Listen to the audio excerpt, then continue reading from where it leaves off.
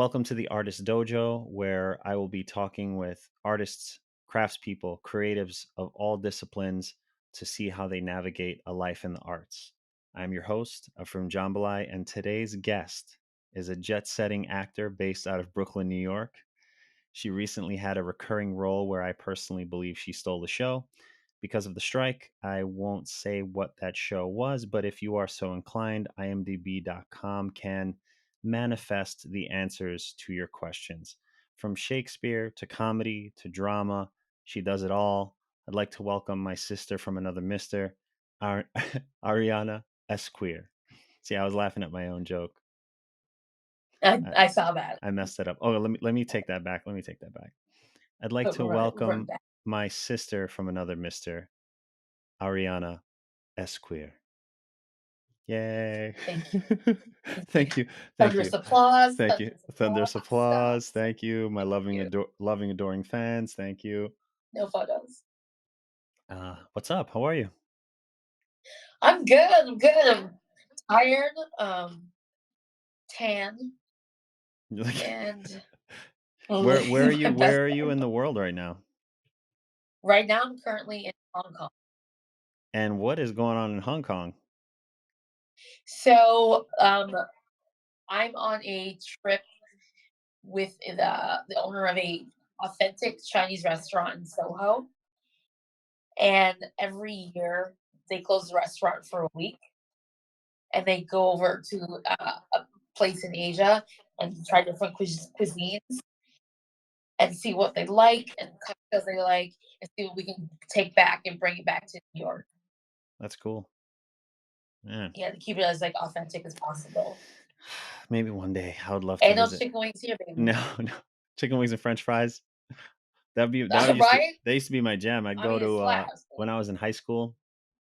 They would have chicken fried rice like a pint for $1, and everybody would. I mean, this is now those prices are long gone, but we used to get I that, or just get the Chinese restaurant French fries drenched in ketchup and hot sauce.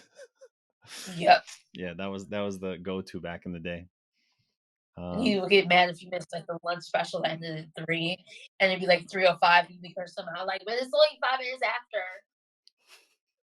No, it's on a specialized time frame. Exactly. So we've known each other since a million Oh years my god. ago at a place once called Buffalo State College. It's now known as Buffalo State University. So you can change that on the Oh. so you can change that on the resume now. So, we've been upgraded to the university status. Uh, Ew. but I wanted to ask a million and one questions. But first of all, thank you for doing this. I think you've been on the path as long as I have in pursuit of this acting career and all the lumps and bumps along the way, and trying to figure out how to make these things happen. And sometimes it's not considered a popular conversation to have because it's always like you want to show yourself off as like always successful, it's never been a struggle Mhm. kind of a thing. Like that's what the industry seemingly uh falls in love with, that type of story or the overnight success. And Right. as the joke goes, like the overnight success takes 10 years, 10 20, years to 20 get years. there. So Yeah. I'd like to start with this question with everybody that's on the show. In the past, artists were an integral part of society and culture, from storytellers to griots to tribal elders to iconoclasts, etc. Do you think that the artist is still an integral part of today's society? Absolutely. More so than ever. How do you mean? With this, my opinion, attack on free speech and ideas and putting people's personal feelings above the idea that you should be able to speak freely, and just because you don't like it doesn't mean I don't have a right to say it. So just like You have the right to be offended, but that doesn't mean I don't have the right to say it. yeah, so then you're thinking like just expression, that the artist has this should have this freedom of expression because that's very important. It's our job to reflect society and to comment on society. So if society is saying that you can't say this, you can't say that, then how can we comment? It's probably also then the thing you should say, right? Exactly. Yeah. It's like the more you tell, whether it's a comedian or artist, whatever, the more you tell us we can't do it, we're gonna do it 10 times out. Yeah, that's funny because I had the conversation with Mark Normand, stand-up comedian, and we were kind of in that same vein of like you have to be able to swing for the fences as an artist. You know, sometimes the subject can be uncomfortable or it can be um, maybe even borderline offensive. I'm still trying to find how I deal with those types of things because I know, like in a martial arts dojo, when you walk in and you're about to spar with somebody and you bow, you know that when the other person bows and you bow, that that moment is about the truth. It's not about anything else. So if, like, let's say we bow, you kick me in the face, I don't say, "How dare you have kicked me in the face?" And you're like, "Well, that's what we did. I mean, I hope I didn't hurt you, but we're trying to really investigate some real things here." And I agree to a large extent. I think artists, actors, creatives, that's probably their number one priority is to put that mirror up to nature, so to speak, to take from Shakespeare a little bit. Yeah, and I take from Ricky Gervais that a lot of times people conflate the intent with the subject. So, Yeah, like, it's if he's making um, a fat joke or whatever, the way that he phrases it, it's not like he's not calling that person fat. It's like a bigger picture, or he's actually like kind of making fun of himself. But people are so ready to be outraged, they're not actually listening to what he's saying or looking for any context or looking for that. They take it at face value. yeah. So then I guess listening is a huge important thing, not only for the artist, but maybe society as a whole needs to work on getting a little bit better about listening and not just taking stuff for face value, I guess. um Yeah, because nothing is black and white. It's like the interesting stuff is in the gray, and I the think all of more life is in that you, space to some degree. yeah, exactly. So the more that you try to control what people can't say, it doesn't leave room to have conversations, and then people get frustrated and they do what they're doing now, which is going tribal. And it's like, well, I'm over here and you're over there. Because if you don't agree with me, then you're the enemy. Well, if you don't agree with me, well, then you're the enemy. Yeah, And and it's just there's making these nothing wild generalizations. nothing gets accomplished that way because you can't even have a Exactly. conversation. um You can't have a conversation because if the point of the conversation is that you have to agree with me, then that's not a conversation. yeah, you're trying to win like uh, you're trying to You win might as well go to the an debate team. argument or a debate team. Yeah, that's exactly, I was thinking like the mock teams, like you win, Yeah, um right. so There's no winning. It should be, I want to hear your point of view. You want to hear my point of view. I might not agree with it, but at least I have an understanding of where you're coming from, even if I don't agree with it. Nobody says you have to agree with me, and vice versa, but at least have an understanding. And more times than not, you discover you have more in common. It's just maybe the way to get there might be a little different, but you both want the same thing. yeah, yeah. Do you That's my TED talk. no, I mean, it's when it's true, there's like sometimes you got to have a moment to absorb that. And I've always loved your perspective. We're longtime friends and kind of share many of the same thoughts in regard to that stuff. And I don't know, maybe it could be generational, or it could be whatever it was, or how we came up, or the types of teachers that we had. But we were always very open to that, because you could even Yeah. just disagree with somebody, but being able to like be in the pocket and listen to that, I think is the least one can do within reason. I'm not trying to hear like you know I want to hear some clan member be like, "Listen, let me tell you why you're less than human. yeah, yeah, yeah, let me let me break You this can miss me with that." let me break this down for you. Yeah, yeah. Oh my god.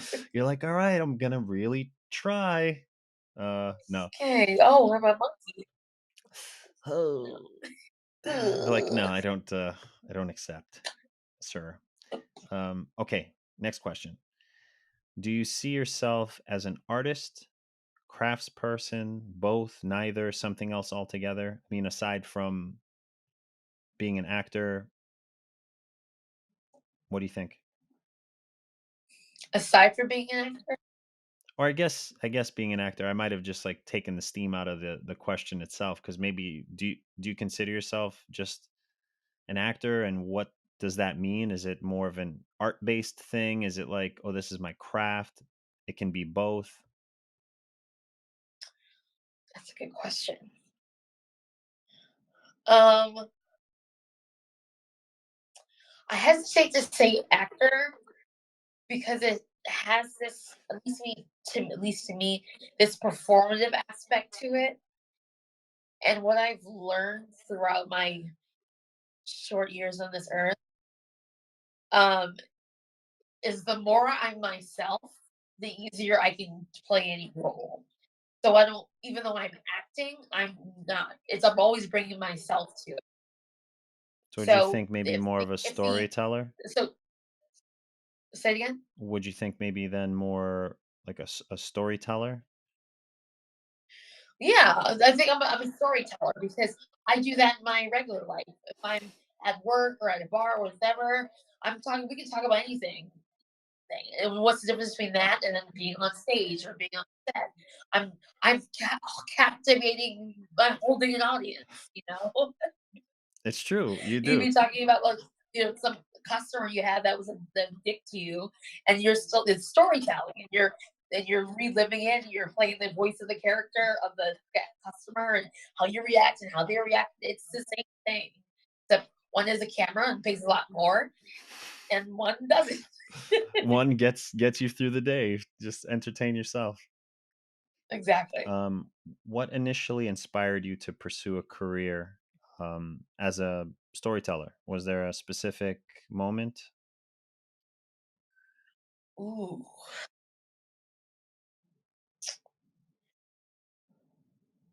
I love making people feel something, and I discovered that at a little young age, probably around 6 years old.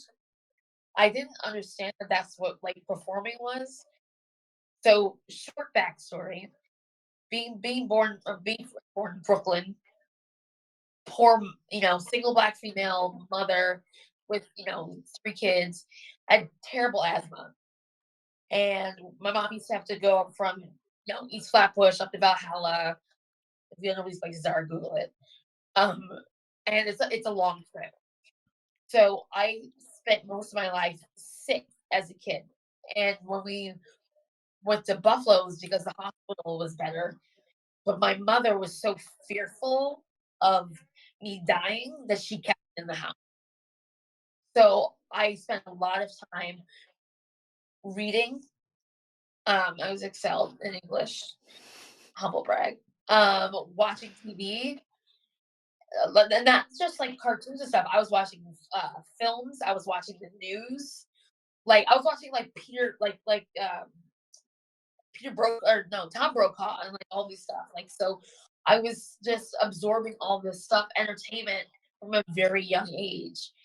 And then I wanted to mimic that. Like I remember one time my little sister's dad had made all my siblings sit on these stairs. It was like where the kitchen was set up. There's like a set of stairs to the back that led to the the bedrooms, and he let me. He was like, "Ari's gonna do stand up now, so everybody watch." And so he grabbed them all up, like I had a little audience, and I mean, I told terrible jokes, but that was the first taste of like, oh, I have an audience. I get paid attention. 'Cause I Getting thought up you on were let me stage, play yeah. outside. What'd you say? No, getting up on stage, you know? Right, exactly, with no fear, because when you're a kid, you have no fear, you don't know what you're doing, you're just like, "Oh, I can be in front of people and tell jokes," and then but I definitely remember him telling them, like, "Now laugh, now laugh." Uh, and then the biggest thing too is you get that first laugh and you're like, "Oh boy, I want that all day Yeah, long." and I would watch movie I mean, like, that's the beauty of, like, TV back in the day of, like, only having, like, 3 channels. I would watch, like, Clue was always on TV, Blazing Saddles, Lethal Weapon, Big Trouble in China. So my mind is being framed by these things that I necessarily don't understand, but there's just something about it that I loved and thought was really funny. I really like the because it's funny for as long as I've known you, I didn't realize how many similarities there were because my mom's had that same fearfulness, being a widowed, mother of 4 children, and I was the youngest, so she tried to really keep me sheltered because growing up in Flatbush at that time, it wasn't great, and so you know, At all. it's so funny because I watched so much TV. I watched soap operas and translated soap operas from my grandmother, General Yep. Hospital, and all these things. So Oh my it's god, One Life to Live. yes, Santa Barbara. Now we're really going back, guiding Santa Barbara, guiding baby. light. So yeah, it's interesting to think that something about being exposed to things that are a little more uh, adult, or maybe just like up in age range of thought and ideas, is Mhm.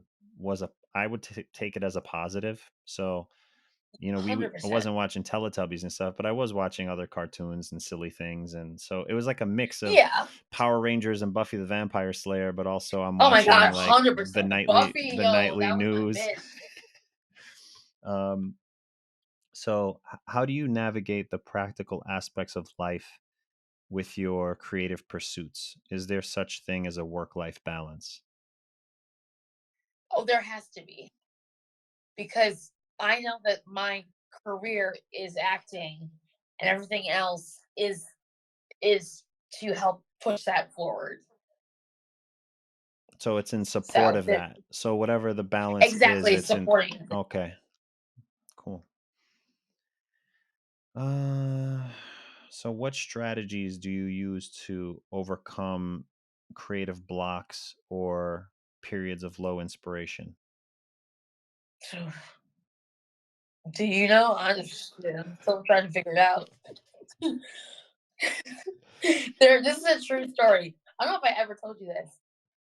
Every semester, I would have a, I guess it'd be called today like a mental breakdown.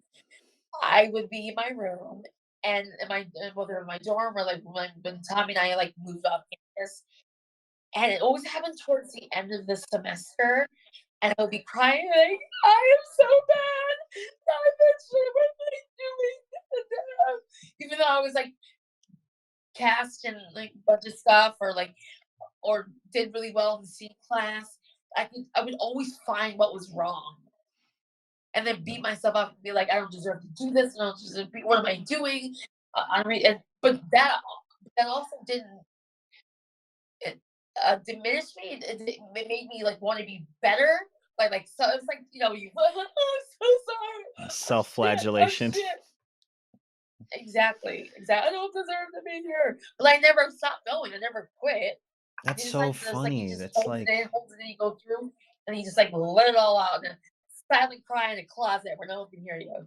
that's so I mean, that's such a surprise because I guess everybody, I mean, a number of people I've spoken to have had these moments of either imposter syndrome or these kind of insidious thoughts that show up, whenever they show up. And I think it's just a matter of like I've had them too many times, and you kind of like sit there with it for a little bit, and you just let it, I don't know, vent itself out, and then you Yeah, just that's all I can continue do. forward. And I think why it manifested, at least for me, so dramatically was because I would just like hold it in. The people pleaser of like, yep, everything's okay, everything's okay. Instead of like, if I felt like I didn't do good in a scene, who was I really trying to please? Was I trying to please the teacher, or do am I, or I disappointed myself because I didn't do the work that I should have done? I didn't really break down the scene as well as I did. Or is am I more upset because Drew didn't like what I did? When it's really like no disrespect. It's like, well, fuck what you thought. If I like it, then I like what I did because it's all subjective. Yeah. But also But if like the being, technique isn't there, yeah, being able to that's why we should really be worried about. Not if they didn't like what I did. yeah, I think that that happens for a lot of younger actors. You know, we try to please as you're learning the technique. It's also when you're learning in an academic setting, it can be a little bit challenging in that way because there's so many feelings that you're trying to figure out all at once. So I totally get that. And then also, um, the slight difference between the kind of insidious thoughts and then the actual self questioning of like, hey, did I for real actually do the work that I was supposed to do? And I Yes. think that's a super important, that's like a gift that a lot of people don't have for themselves because they never are Oh my able to god. look. Like I know I used to, not intentionally, but I would like phone stuff in because I thought, well, it's really about like improvising and no scene should be the same twice. And like I would mess up blocking for people because I would just be on my own like spaceship doing my own thing. And that's Mhm. not fully what it's about. Like I think that can happen organically, but it takes even more work to have To the, let it happen organically, because you have to yes. do the work, so then you can do whatever the fuck you want. Yeah, yeah. You can't just in the middle scene decide like, hey, I'm gonna do this, or maybe that's the line, maybe it's not the line. You're like, you know, because what you're doing is you're creating To like a, be or not to be yeah, it, yeah, or whatever, you know, to be or not to be whatever. or whatever. Uh, Yo, shorty, what's up, Philia? yeah, you create. M- it could be a dangerous scenario, but also it's not improv in that way. Like I used to really love improv because you just could basically do whatever you want, and if you're with a good partner, they respond to it. And I think Right. there's a balance to that, but also you don't want to like sabotage other people's work because it's like collective work, you know. 100%. But there was this thing I used to do where I started, I think my towards my like latter time at college, where and I only was able to do this because I got really good at doing the script analysis work. Like I got this is not any way to brag. This is a testament to how good the teachers were and how I wish people today really respected script analysis and beat changes and doing all that stuff. Once you know how to do stuff, I would play, I wouldn't say a trick, but I would purposely like do something in a scene that was still within the world, but would throw off the other actor. If I felt like you're not really listening to me. So I'm gonna do something just like, not to sabotage, but to be almost like a little reminder of Yeah, like hey, we're doing a scene, right? we're more than just like Or my line, your line, your line. It's more than that. exactly. It's Yeah. like we're not listening. Or maybe the opposite where it's like you get so comfortable because you're doing it like we're talking about more academic setting. It's like we've been in class, for 4 years together. So it's like I know Prim's move, I know Rick's move, I know James' move. And so but then you get comfortable and you stop taking risks and chances. Yeah. So I try to start imparting something that would keep me on my toes as well, but also my scene partner and find something new and keep it fresh. I like that. Yeah. I think that's another masterclass moment right there. But Ariana it Esquerre's only TED can Talk. come from when you've done the work. Yeah, it's and it's hard not to to sabotage the other person. yes, it's only just to ensure that you're both really there in the moment and not just, like drone Just style phoning it in. reciting lines. Yeah. So how do you handle financial challenges that often come up with being an artist? I don't. I'm just poor. I've accepted that I'm poor. My cat eats better than I do.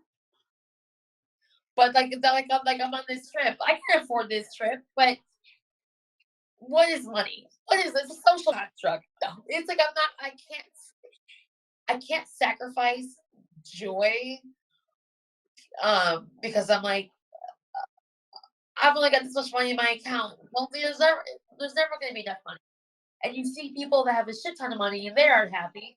So if I can make myself happy with just a little bit of money and find these little ways to do stuff, it keeps me sane. I can't just be the broke actor that's like, unless it's art or unless it's this or that, I'm just gonna stay in my apartment. I would go crazy. Yeah, I think that's a And beautiful. it fuels me because I love being around people and that's what draws me to bring in different experiences when I have auditions for something that I might not personally have a connection to, but I might know someone that's like that and I can draw from that. Yeah, I actually really love the point So you like with made. so with being broke is a almost a gift. Yeah, I mean, truthfully, like you said, there are people who are, you know, financially without care, and yet for some reason they're unhappy. So that means that I guess the financial challenges that come along the way, um, maybe can partially be of a mental construct too. You know. Yeah, it makes you realize that like if we can get by on bare bones, you can do anything. It keeps you humble and it keeps that hustling spirit. Like there's never a moment where you can't do something or say yes to something. It's like humble yourself. Like if I need to get a second job to make some extra income so I can do this, I'm gonna do it. As long as it doesn't get in the way of the acting. If it gets starts in a way where I get a self tape audition and I can't do it because I've this jobs get in the way, they're inflexible, then that's a problem. I'm gonna quit that job. Yeah. But that's why we try most of us work in like the service industry Yeah. because That's funny because that brings and up with a self taping. it brings up a good point because over the years I've found that I'm way more honest with the lines of work that I involve myself in, and I tell them almost from the jump. I'm like, "Hey, The drug dealing. yeah, yeah, yeah." No, I tell them this. I tell them that acting is my main priority. Like, I'll be respectful Yeah. of the workspace and everything that I'm doing, and I'll do what I agree to. But ultimately, the acting and the opportunities that arise from that are going to be priority number one. And I think these jobs are starting to respect that now because in the past I think you had to kind of almost like you were an addict or something. You had to like keep this thing quiet that you were doing, but maybe it's not so much Right, that because they would anymore. not hire you because they're like, "Oh, you're gonna be off doing this and that, your classes have been bamboo." Yeah. What role does networking and building relationships play in your artistic journey?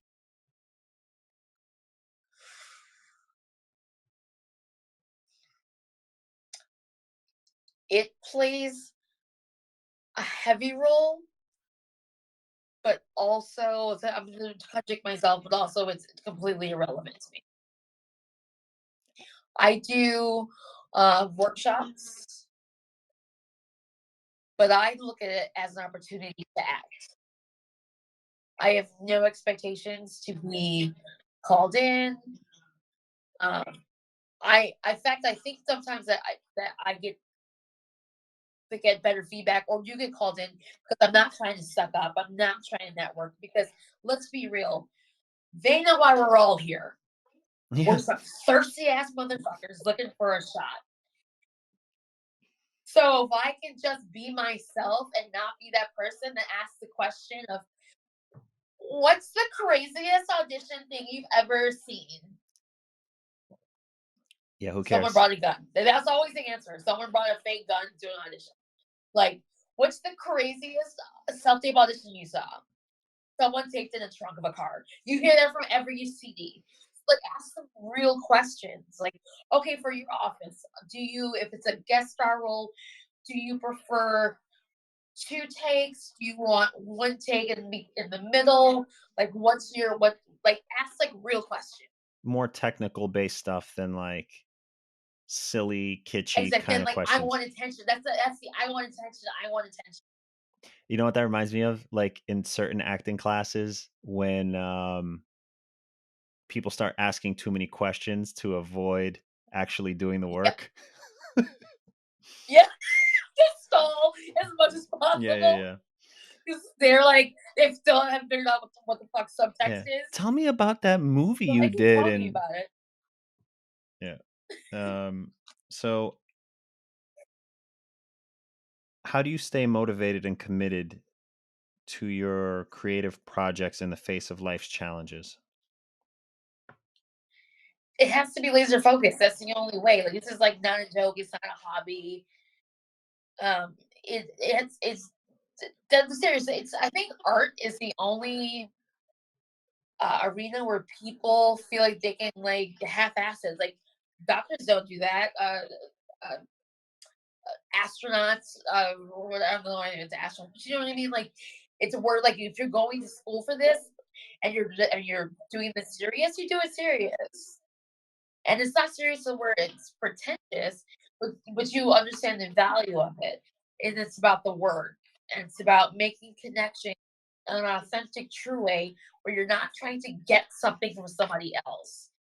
It's I'm doing this. I'll go back to doing workshop. I'm doing this workshop so I can show you what I can do. And if you happen to like it, and you happen to and a role happens to come along you think I'm good for, that's the bonus. But it all should come back to your acting. Like, ooh, there's a scene that I've had that I've been working on that I want to try. Let me do it in front of this person because you're gonna see four CDs and they're each gonna tell you to do the same scene four different ways. And where people fail is that they don't understand. Okay, if I'm seeing um person X, I know they like it really subdued, conversational, not a lot of energy. I know if I see person X, they want that sass, it's like that with that speed, they want that like that, blah blah blah blah blah. Because you have to understand that it's a business, and so you have to cater to that person you're auditioning for. The adaptability of being able to do that.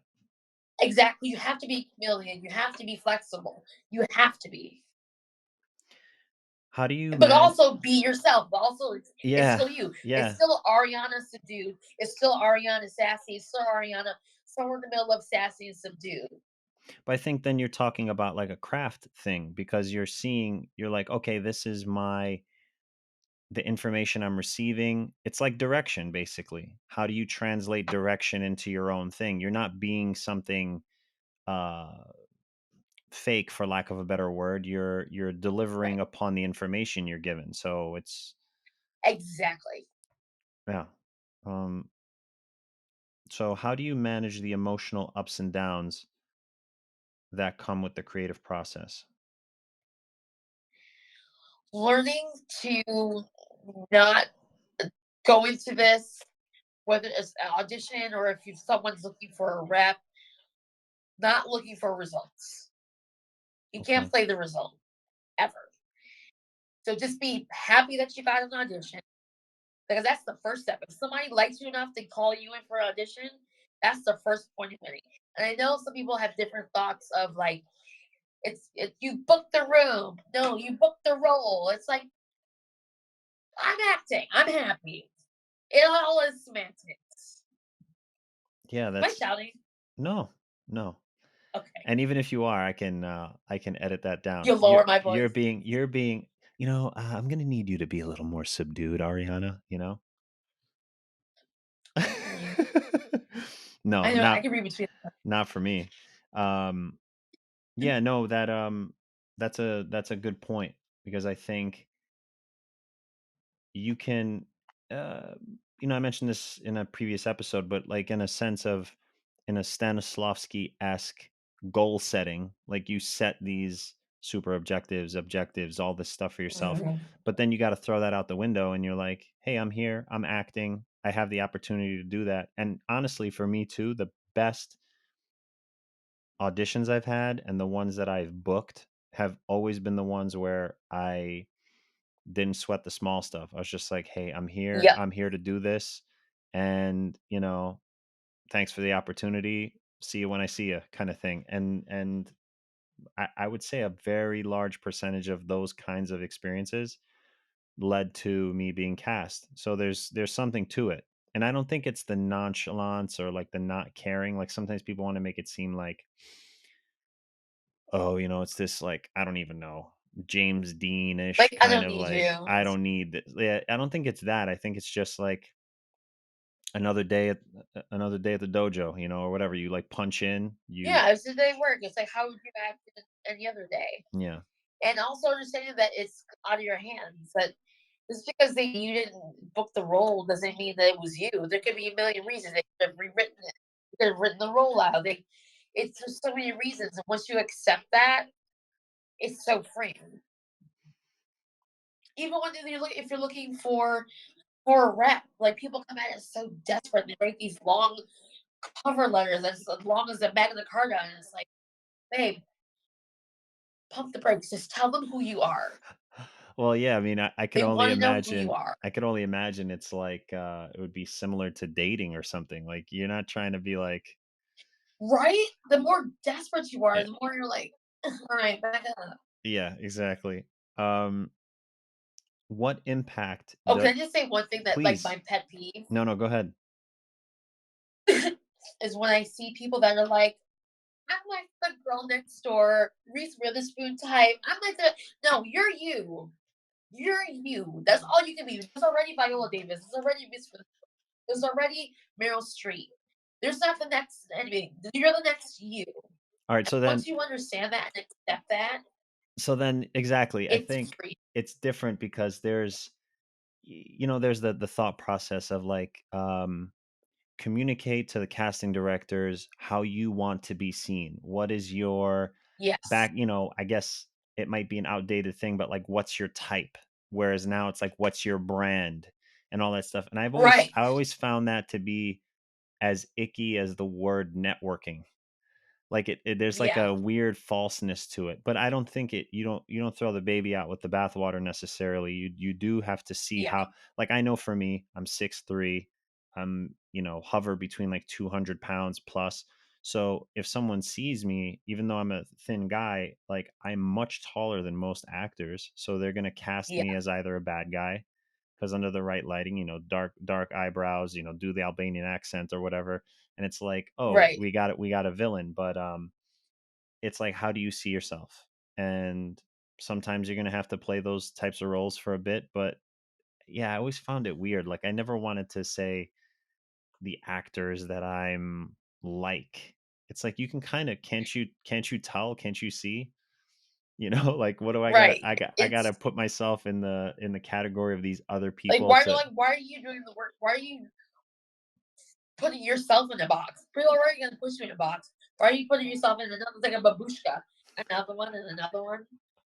Like The why? Russian doll of casting. What Um is funny was I get so much dramatic work. It's like I would love an and you're audition like the where I'm funniest, not crying goofiest. because a serial killer is being held. What'd you say? No, sorry, I was gonna say, and you're like one of the funniest, goofiest people I know, and of course they want to they. I know, and I never get fucking comedies. They just they my reps know that I'm funny, but they also really really like my dramatic work is which like is a compliment. But some of this, like the stories I can tell you about some of the auditions I've had to do, and it's great because it's challenging. And I think that it's one of the things where it's like they're just too good. Like there's like I'm able to tap into something that emits that this like uh believability where it's not dramatic. It's grounded and it's real, and I'm not trying to cry or like that. fight to cry or any of that, or sometimes I won't cry. Like it's, but I'm like, okay, a, a drama, okay. Oh, another drama, okay. Or okay, nice best friend, okay, that's a good one. And the next one, oh, a drama, Drama, drama, best friend drama. Okay, not too bad. yeah. What impact does your personal environment or workspace have on your creative output? Ooh, it make my when I am at either my job or out, I am a creep because I love people watching. I go out a lot by myself, and even it's now just like unconscious. Like it's not like I'm watching being like in college where you're like, remember when Jerry had us like go around and like take a day and like look around like how people walk. It's like the shoulders, they apologizing for life, with the nose, they like the lob and stuff. They apologizing for life. That's so good. Right? The world's on my shoulders. It's just like you have to be to me aware and open to meeting other people and other cultures and of different situations and people in different economic situations. Um, everything, because it informs everything. Because you guarantee you're gonna get a role of I had a class where I got assigned a scene, and this girl worked at a bodega in Brooklyn. And I was like, oh, got that. She was like, like didn't look up for newspaper. It was like, yeah, I see it every fucking day. Yeah. So you don't live in a bubble because I feel like a lot of actors too make this my opinion mistake is they only surround themselves with other actors, and so you're in this bubble Yeah, and that can be challenging because because you want other artists around, you want other actors too. yeah, but you also want to still be in the world as a Exactly. human being. Um Yes, so how do you decide which projects to pursue and which to pass on? I don't pass on anything. The only time I passed on something was because it was highly suggested that I pass on it because um, they want my reps wanted me to hold out for something bigger because the show was new, and so they were like, "There's probably going to be opportunities for a bigger part." But like, if I get sent it, I my first whether it's a, a co-star, because like to be transparent, like my reps like don't do co-stars. It's just but for me, I'm like, I'll do anything. Work is work. Like I don't care if it's well written and it gets me Yeah, like they want in to the room in position front of that you. scene. Yeah, they want to position you for something more, but for yourself, you're like, yeah, an opportunity is an opportunity to make it to act. Exactly. Okay. Um have you faced moments of self-doubt about your artistic abilities and how did you overcome them? We kind of touched on that a little bit, but is there something that you have as like a go-to where if you're feeling that kind of imposter syndrome or like insidious thought, is there a thing that you do to like reset yourself? No, I just have to work through it. I just have Okay. to. It's gotten way less the older I've gotten, which is only 25 years old. So that's like what happened. Oh, okay. Yeah, yeah. But no, like when I was younger, it was every day. It was like because especially because I don't know how you feel about this. The more compliments I would get, the more uncomfortable I would feel. This was like I don't know, like it was like no, it's okay, thank you, okay. Like especially in college, like it was the weirdest shit. We would do. Like, I remember I did. We did Good Woman of Szechuan. Hmm. We went to Regal Cinema to watch something, and I went for my ticket, and the kid was like, "I just saw you in Good Woman of Szechuan. I just see you from my class to fulfill da da da. You were so good." And I was like, "Oh, thank you." There's like an Like, awkwardness.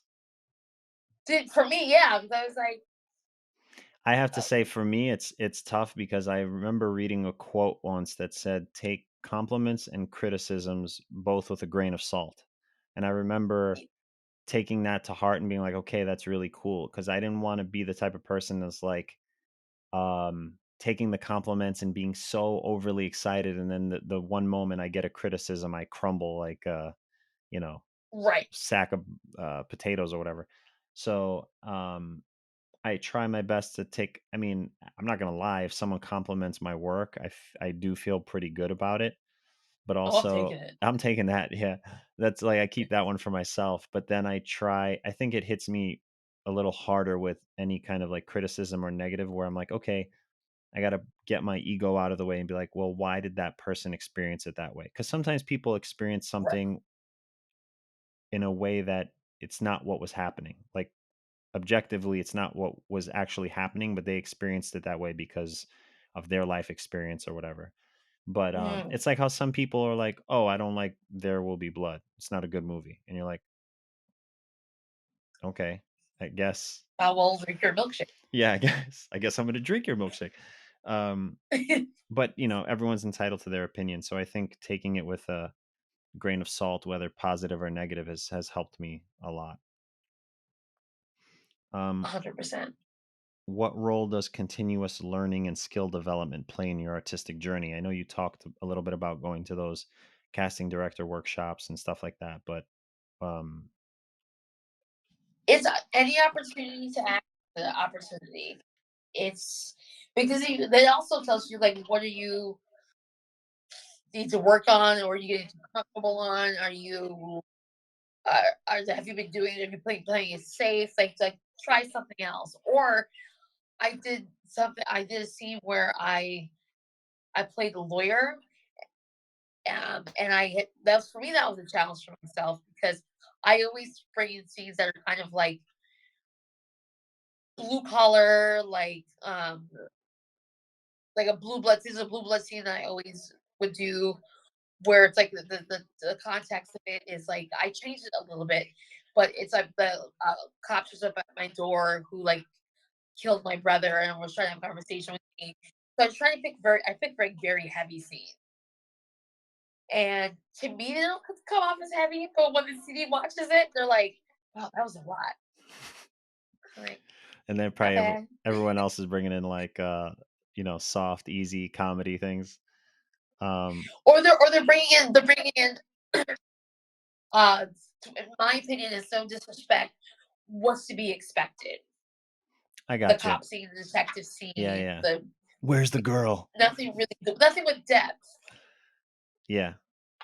Um, so then I guess so it is important to be able to go and kind of do the continued learning or developing your Oh yeah, skills in because this way.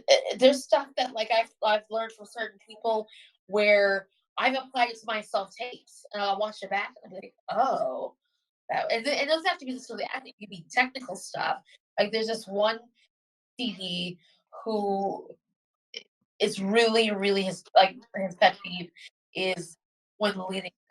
Like if I wanted to it's like do the opposite. It's like instead of being like, so listen, be like, all right, so 'cause it's like the thing with theater, it's like the closer you get, you lose power, and like the distance creates that tension. Yeah. How do you approach uh, self care, uh, be it mental, physical, spiritual, uh, all three, or some variation of the three? Like, is there anything that you do specifically? Um, I definitely try to keep my mind as balanced as possible and as realistic as possible, and working on this thing that someone called as mind trash, where you get it, and not even just with acting, like with life, with just the self doubt, the um, self sabotage. You get something and you wait till the last minute, so it's almost an easy excuse of like, well, I messed that up because I didn't have enough time to do that, but you could have done it. So just like making sure I'm not falling back into bad habits, and uh,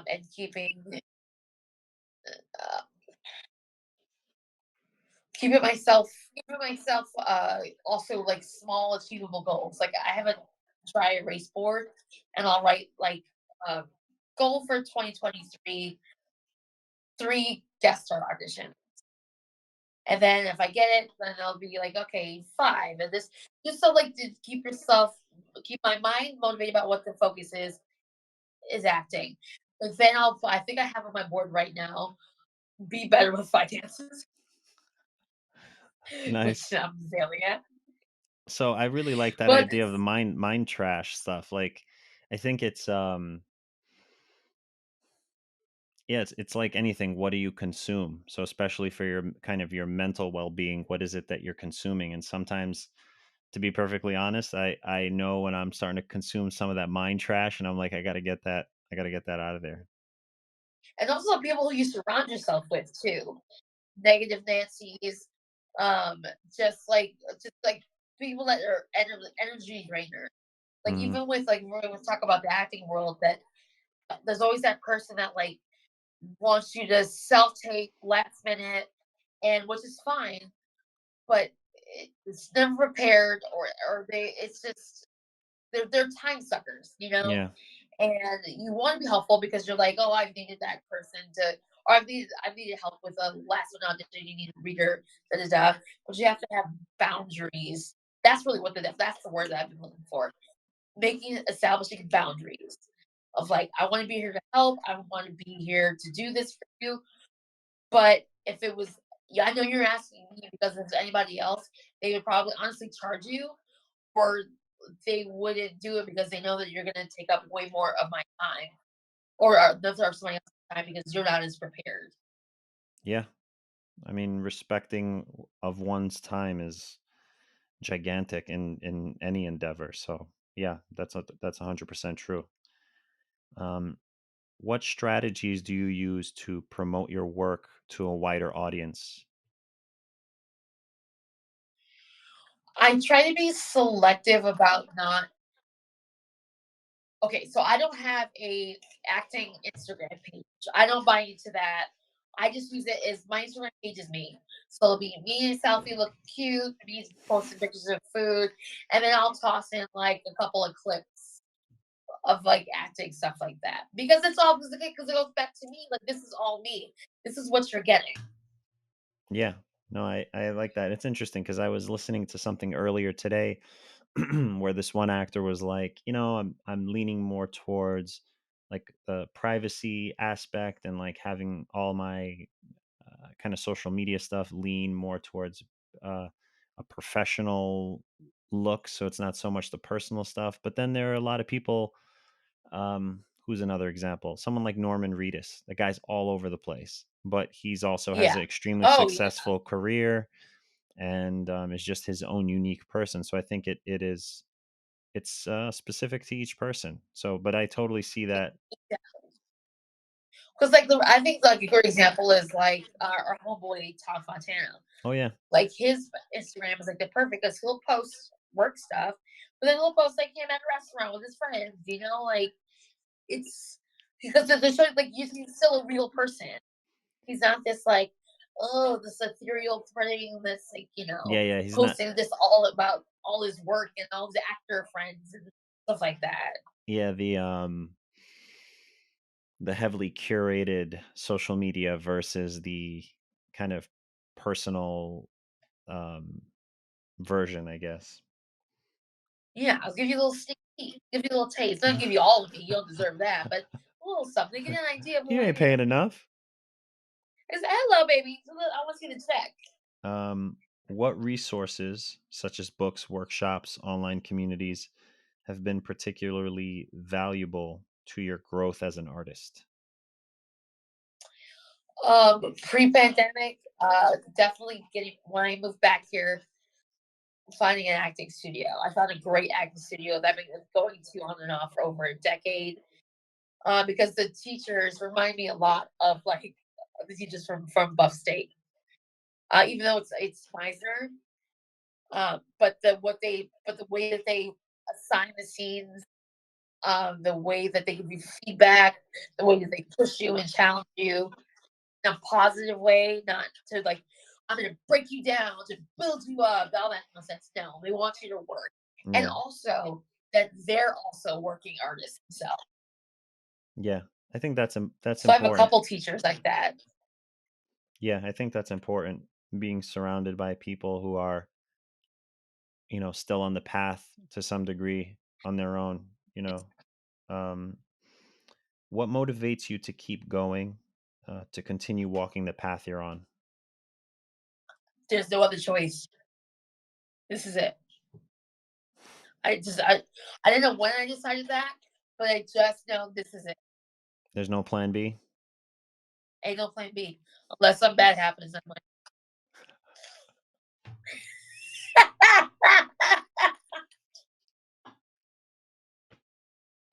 Ah. And that's all, folks.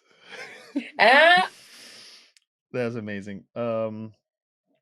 So how do you deal with failures, mistakes, regrets? aggressive. That was aggressive. Failures. Wow. Yeah, we all have them. I used to take it for like it was more of like when I would get. Well, you could probably relate to this at a certain level. I mean, like D level. When you get these certain auditions for these bigger roles, and then you see who gets booked, it's hard to not be like, you wasted my time.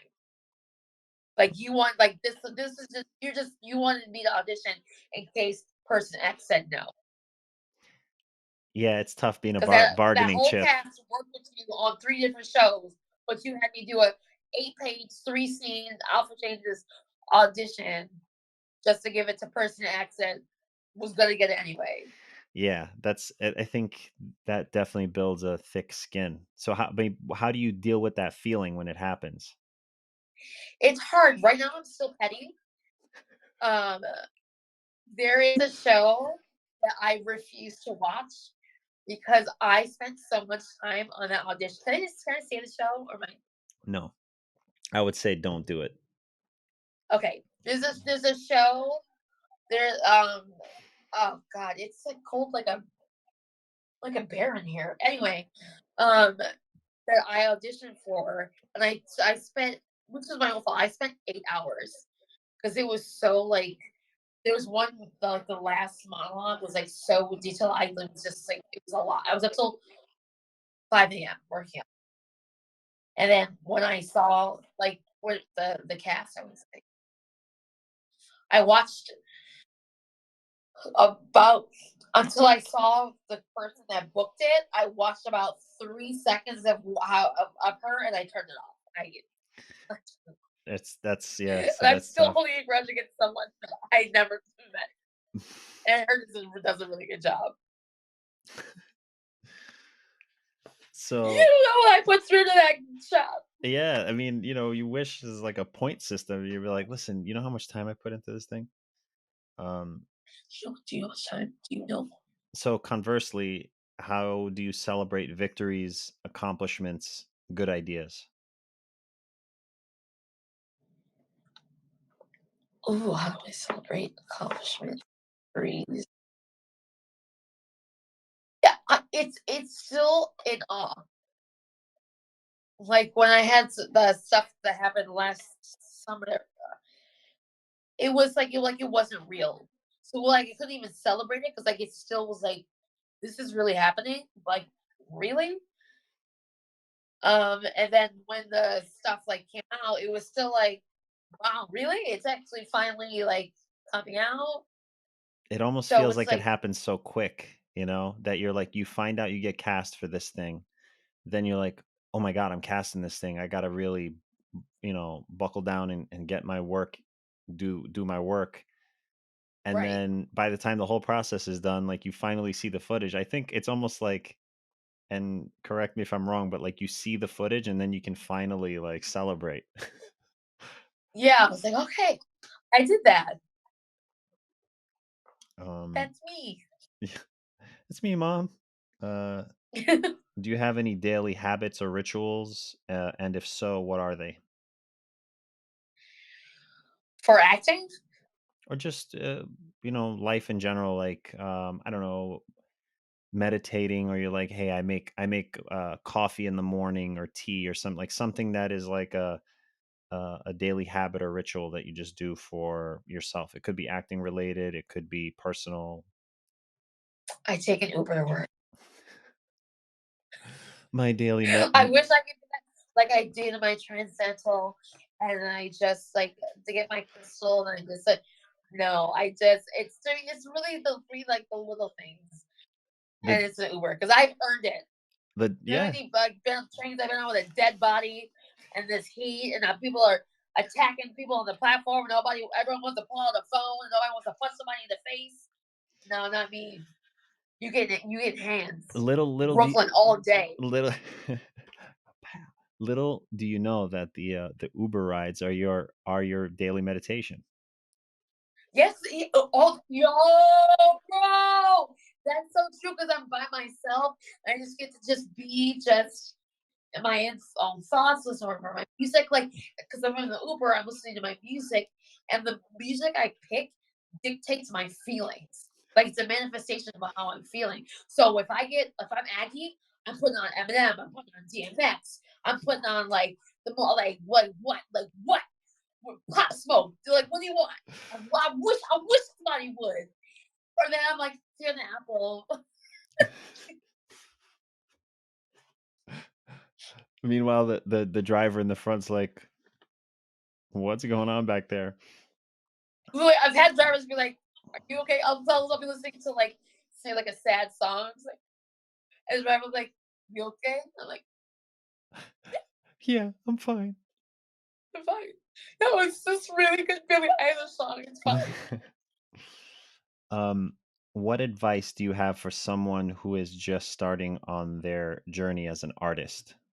AKA, it could be someone totally a stranger to you, or it could be your 18-year-old self, or both. Ooh. Well, I'll start with the person that's a stranger because I've been saying this a lot, and it pisses me off. Training, training, and I don't mean training that.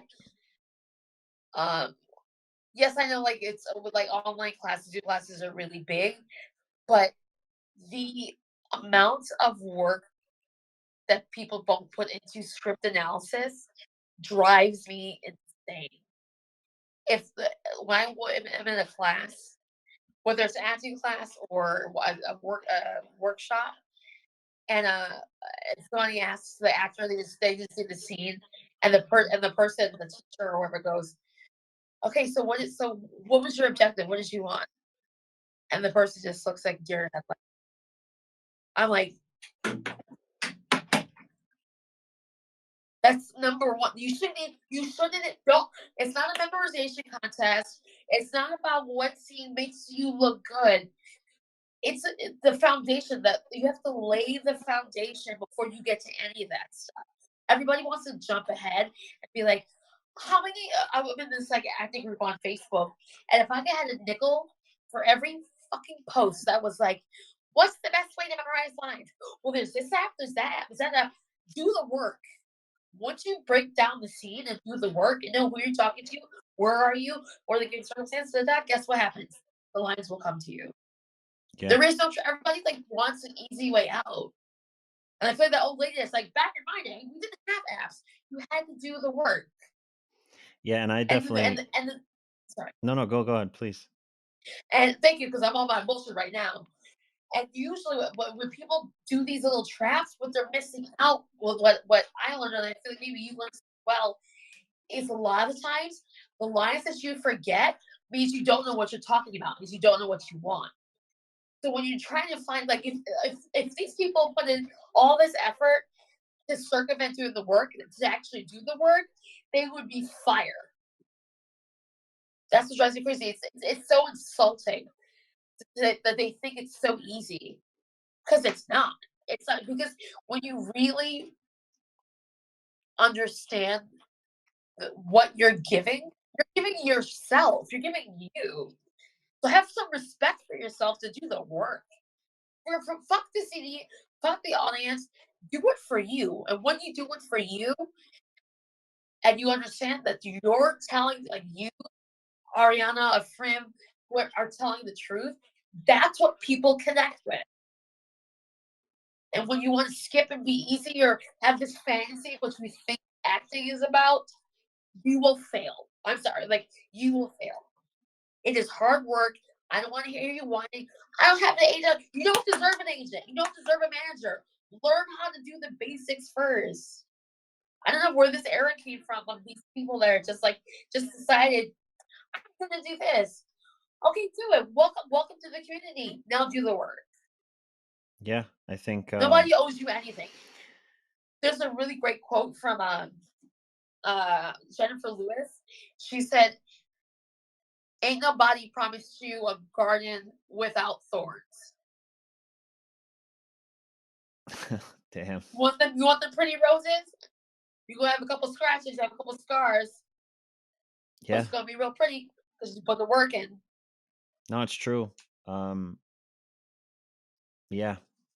Yeah, it's And for something. myself, Yeah, yeah, go ahead. Go ahead. What would you tell that just to not just I do. I'm trying to eliminate saying that. Uh, give myself more grace and to not be such a people pleaser. Because at the end of the day, I know I'm good, and that's okay to say. It's not an ego thing. It's okay to know that you're good. Because people feel like, oh, you're being egotistical. There's no, it's being confident. There's a fine line, and it's okay to know your worth and to know that you're good. yeah, that's it reminds me of a Bruce Lee quote that I hopefully won't butcher right now, but um something to the effect of if I say I'm no if I say I'm good, you'll say I'm boasting. If I say I'm no good, you'll know I'm lying. It's facts though. Bruce Yeah. knew. Yeah. Bruce knew because they feel like, oh, I'm okay. And people like, because then it looks like it's like you're fishing for a compliment. But being good doesn't mean that you know everything. I know that I'm good at what I do, but I can learn more. There's more I can go. I'm good right now, and I'm always looking to get better. Doesn't mean I've stopped. How do you envision your artistic journey evolving in the future? Oh, Is there a career super objective or something you career see super objective would be ideally like a series regular. 10 Um, seasons? oh well, bring it back to like 22 seasons.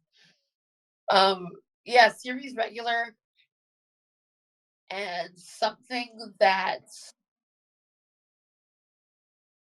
speaks to people that resonates. Nothing that's like flash in the pan. Oh, that was funny and forgettable. Something that will resonate. What do you think is the most misunderstood thing about you?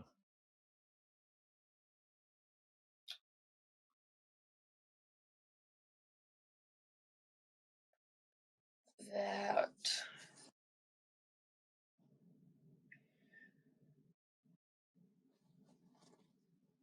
that I'm always confident. So because you've Some for as long as I've known you, you've always been this like boisterous, outgoing, hardworking person, and so yeah, that sometimes it's got to be tough. It can't always be, you can't always be on, I guess. no, you can't always be on. And also the confidence, always the like I said, like I know that I'm like almost contradicting myself. It's like I know that I'm good, but I also know I can be better. I will never rest and be like, got it. I did book this, so that means So where are the offers, baby? Come I on, I like figured that out. but what is that saying? The reward for good work is more work. Yeah, yeah. But for us, it's not booking. It's like more auditions and more memorizing 10 pages, and not booking and seeing to go to people and just not trying to burn down Warner Brothers. Yeah, it's that quote, before Nirvana, I'm gonna hopefully I'm not butchering this, but before Nirvana, chop wood, carry water. After Nirvana, chop wood, carry water. Or rather enlightenment. So it's like no matter how much you learn, you still gotta do the basics. Exactly, because Yeah. it always goes back to the basics. Because when you get sides, what's the first thing you're gonna do? Break them down. I'm just gonna read my lines. Bullshit, bullshit, my And if you line. just, I'm gonna call my rep and be like, yeah, I think you just when you send the sides over, just cross out the other good. Yeah, yeah. I don't know, No, just yeah, no no, I don't want. punctuation. I said what I said. No punctuation, no nothing, just my lines and that's it. Just tell me where the pauses are. Uh, What's like? Do you? I would ask you this. Do you follow the punctuations? more so now than in the past. I think Mm, I um I try my best. I mean, it's not that it like handicaps me in any way to deliver a certain type of performance, but trying to respect the writer in a sense where it's like, okay, well, fuck them. they I'm just chose kidding. that they know, no, yeah, writer Schmeider. No, they chose it. Sometimes I'll change it just based on the feeling of what's happening in the moment, but I'll try to look at it and be like, okay, is that a clue to what's being said, how it's being Mhm. said, stuff like that. So, um, I think more so now, but maybe I'm maybe doing more detailed work now than I've done in the past when it comes to script analysis and stuff like that. I found the opposite, where I more apt now to ignore punctuations unless it's like an ellipses that means like you're cutting somebody off. But like commas, this and that. Like I like to play around because sometimes I feel like, and this is what I started doing when I started uh being readers for people. Mm. And a couple times I would get people who have the same scene, and they would always follow. I was like, oh, you're gonna take that comment here, do this and that. But it's like yes, you want to know the flow, you want to know who like the writer is, projects it down, you get the idea. But then it ends up sometimes just sounding the same because if everybody's gonna take like the pause at that spot and this and that, it's like it's not that to do this to fuck it up, but it's like I think it goes back to for me like how does Ariana talk? Like how do I do it this way while I'm still respecting the writer, but not doing it how the other 30 actually gonna say it? Yeah, I think for me, if I'm following the punctuation, I think to myself, again, I don't want to get like hamstrung by it where I can only deliver it in that way, but I'll see like because Right. it's a different rhythm. A lot of times it's funny. I'll notice characters speak in a very different rhythm than I do. Like I notice that I Mm, take a lot more pauses or like like this like mitigations that I think of, and sometimes that won't happen in certain scripts, but I'll find a way to make the comma be that mitigation that I naturally do in conversation like that. So right. it's finding those things that are natural and fitting it in and making it kind of like a equal play between the script and the stuff that I do. Um, okay, important question here, and I think I know the answer, but Okay. coffee, tea, or something else? Something else. Yeah, I was gonna say, I Hey, think, hey, you know me, yeah, baby. yeah. That's something else. Could be a chilled alcoholic beverage. Mm, don't tease me. Yes, Now, it's hot if out you could here. only have those in the Uber rides, then that might be like that's your version of Nirvana, you know? You listening to Oh, DMX, you got that cold one on the way. Oh, beverage in the Uber. stop, stop. Shut him down. Open up shop. Okay, so now if I can find where I left these things, there's a segment that I started in the last episode called Cosmic Roll of the Dice. And basically Oh, it is an idea that I had talked about some time ago where it's like life is like a cosmic roll of the dice. You don't choose where you're born into or the culture or any of this stuff. It's just like you're here, you're navigating life. And so I have 20 questions, only one of which you're going to be asked because I'm going to roll the dice and oh, whatever it lands on is going to be the question I ask you. Is that okay? Would you like to go with the cosmic roll of the dice? yes, I'd like to go with the Okay, cosmic roll of the dice. here we go. I'm open to full nudity. Okay, let's see. So that is 10, if I'm counting correctly. 6, 7, 8, 9, 10. Okay. So that means question 10. How does the concept of originality intersect with the idea of artistic influence and appropriation? Is anything truly original, or are all artistic ideas built upon those that came before? First of all, motherfucker, that's like 10 questions. Don't play with Listen, me. that's like the philosophical question right there. Okay, so I'll go back to the first part. How does the concept of originality intersect with the idea of artistic influence and appropriation? What? All right, we'll go to the second part. Is anything truly original, or No, are all artistic ideas built upon those that came before?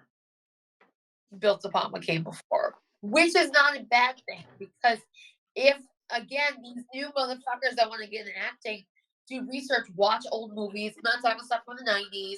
Like watch old movie stars, and not just randos and Pacinos, but watch, Sir John Gielgud, watch Natalie Wood, like watch these old movies. But like a perfect example, about 8 years ago, I was at home watching this movie called Sex and a Single Girl. And it was Natalie Wood, Tony Curtis, Katherine Hepburn, and I forget the other guy's name. Uh, Peter Fonda. And the premise of the movie, Natalie Wood's character, I'll see if you can follow me here where this is going. Natalie Wood's character is a writer, and she writes about her dating life in this like magazine. And Tony Curtis's character is this like suave, like he works for like his men's magazine, and they don't believe it. Like this because it's from like the '60s. They're like, women don't date like this. What is she talking about? So he goes and tries to like seduce her to figure out like if she's telling the truth or not about her dating life. What does that sound like? A female writing about her dating life who meets like a handsome, well dressed man that sweeps her off her feet. Sounds like a contemporary film that I can't think of right now. Does this sound a little bit like maybe Sex in the City? What does Carrie Bradshaw do? Well, there you go. And Mr. Big? Yep. They probably pulled from that heavily, and sometimes people don't know the Yeah. source material. So I saw that. I was like, what? Because because Sex and the City is supposed to be based off of a novel. Well, I'm like that. Now that it's clearly probably based off that movie too, or influenced by the movie. Well, to bring it back to Buffy the Vampire Slayer earlier, As we should. um, the more you watch that, you realize how much the person who wrote Twilight really just pulled directly from there, but made it worse. Like leave, like let Christy Swanson and Luke Perry and R.I.P. Paul Newman let them have this. Thank you for doing this. Thank you It's for having really me. awesome talking to you. It's been too long to.